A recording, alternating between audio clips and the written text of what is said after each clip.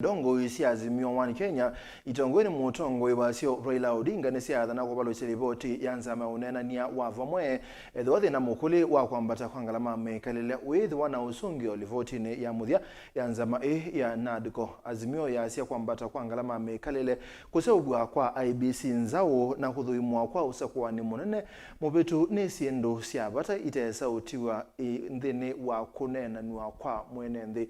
Benjamin Mwaka nukutwalesya. Azimio iweta kitui cha vata cha ngalama ya mikalile nicho chambe na cha vata vyu ethiwa Ũneenan'Ya na livoti yake ya muthya ni kindu cha kwitikilwa na kufitikithwa ni ayumbe no kana mawenekethio make kuthukumithwa. We want the cost of living to come down and the government has got the capacity na wako na uwezo kuleta chini karama ya maisha. Kitu ya pili, if they have not addressed the issue for IEBC, then that report is not complete. We shall shoot it down.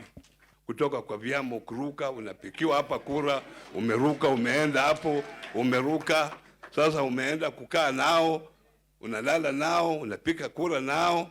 Hiyo ndio mambo hatutaki, ambayo inanyesha vile tutarekebisha mambo ya IEBC. Pili, waongee juu ya mambo ya gharama ya maisha. Tatu, mambo ya sava. Mambo ya sava. Ifanyiwe nini? Ukaguzi.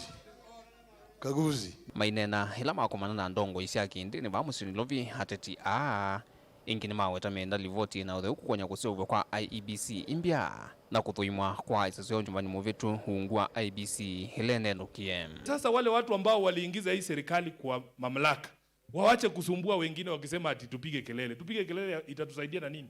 Wakati ya kupiga kura ndio the most important time. Mchague viongozi ambao wana maadili ambao wanaweza kuweka maslahi ya wananchi mbele. Ateo nzama ya NADCO hikomani tamasako ni akulia tete maminenge ngina chuma chukite no kana Kũneenan'Ya na ene ya ndakuvika nyondoni muche wa ngalama ya mikalile be wa kuvicha livoti ya muthya mpungeni.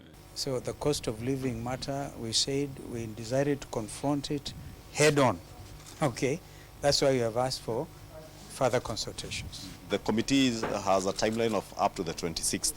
So by the end of next week, we should have finished with our report.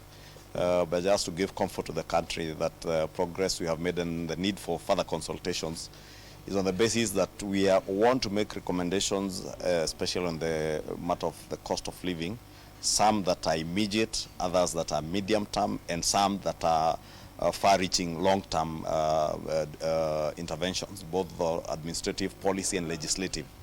And therefore, that's why we are not able to resolve these issues immediately.